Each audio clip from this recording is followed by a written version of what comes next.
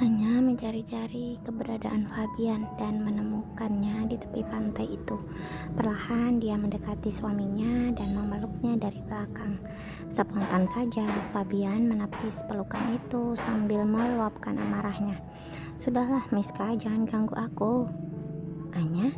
Fabian baru sadar kalau itu Anya dan langsung menggenggam tangan Anya.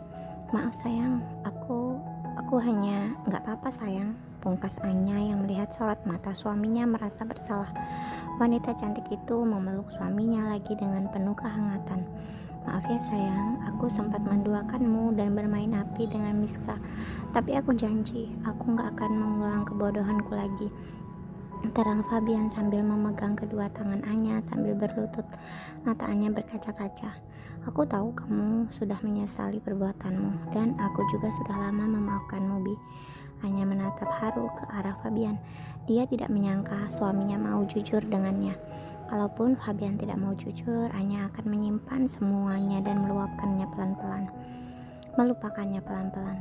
"Ah, sudahlah, yuk kita kembali ke villa. Mereka sudah menunggu," ajak Anya yang kemudian dia berlari menarik tangan Fabian.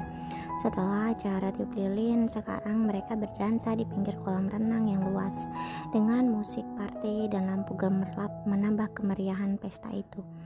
Mereka semua bergoyang dengan pasangannya masing-masing.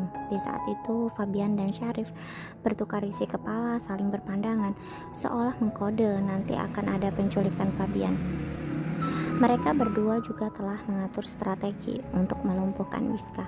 Waktu menunjukkan tepat pukul 9 malam.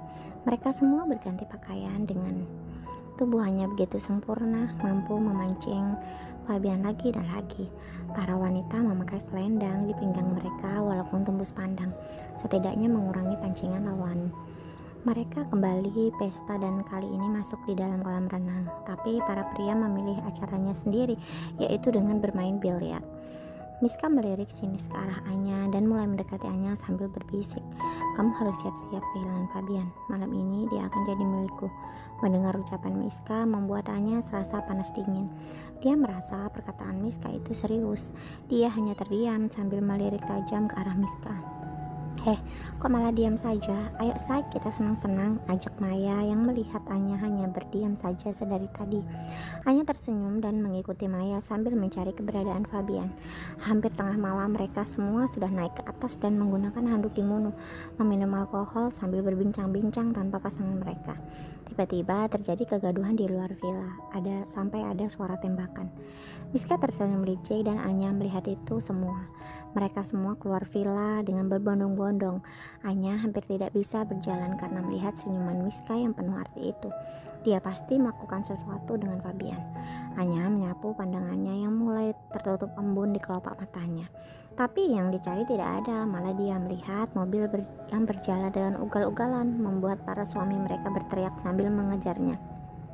"Ada apa ini sayang?" tanya Maya kepada suaminya yang nafasnya tersengal-sengal mengejar mobil itu.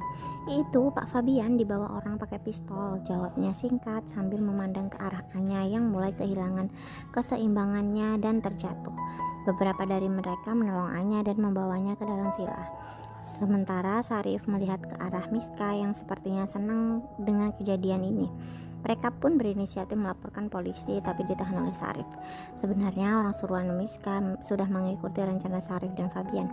Walaupun mereka tadi sempat menggunakan senjata api, tapi aman-aman saja. Toh itu hanya untuk menambah kepercayaan Miska terhadap mereka. Saat ini di dalam mobil, Fabian duduk dengan santai menuju sebuah rumah kosong yang sudah menjadi tempat janjian mereka dengan Miska nanti. "Kalian dibayar berapa untuk menculikku?" "Haha, Anda tidak perlu tahu tuan. Saya setia kepada orang yang membayar saya lebih mahal." "Iya enggak, haha," jawab sekelompok orang-orang itu. Mereka tidak akan melukai Fabian sesuai dengan apa perintah Sarif yang membayar mereka berkali-kali lipat dari Miska. Sesampainya di gedung kosong itu, Fabian duduk di kursi yang di sana sudah tersedia talinya. Tak beberapa lama Sarif datang di antara anak buahnya yang langsung pergi. Kita buktikan Bi sampai mana permainan Miska. Kalau sampai dia melampaui batas, aku sendiri yang akan menghukumnya dan kupastikan dia tidak akan mendekatimu lagi. Janji Syarif yang sekarang nampak sangar itu. 1 jam mereka menunggu Miska dan akhirnya datang juga. Fabian sudah terikat di kursi dengan mata yang tertutup. Orang-orang suruhan itu menyambut Miska dengan tenang dan menunjukkan Miska jalan menuju Fabian.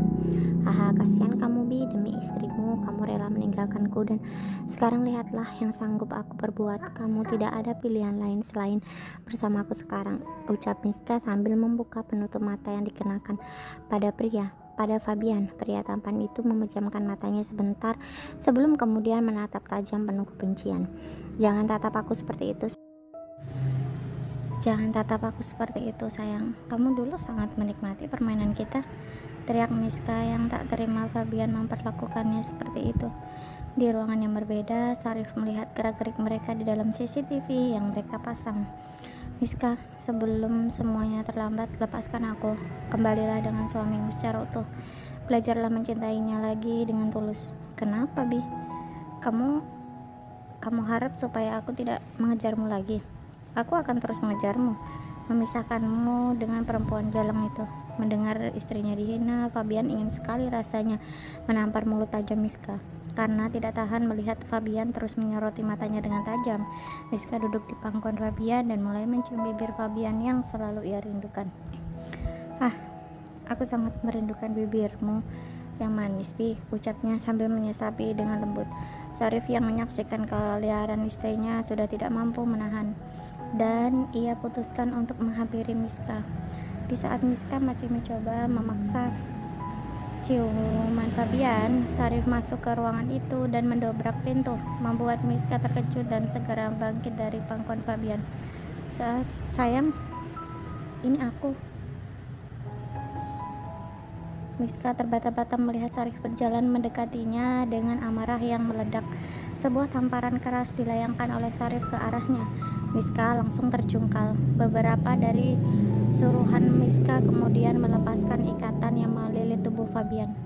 Miska, kamu memang benar-benar jalang. Kamu masih berani berbuat kotor di belakangku. Syarif mulai naik pitam sedangkan Miska menangis sambil memegangi kaki Syarif. Maafkan aku sayang, sebenarnya kamu hanya salah paham. Aku hanya dendam dengan Fabian. Sudahlah, aku sudah melihat semuanya. Ingat Miska, kamu ini istriku. Walau selama ini kita seperti ini, tapi setidaknya kamu harus menjaga martabatku, teriak Syarif membuat Miska memeluk suaminya semakin erat. Dia ketakutan setengah mati. Fabian sebenarnya kasihan kepada Miska, tapi dia juga ingin lepas dari belenggu Miska yang terus mengusik rumah tangga.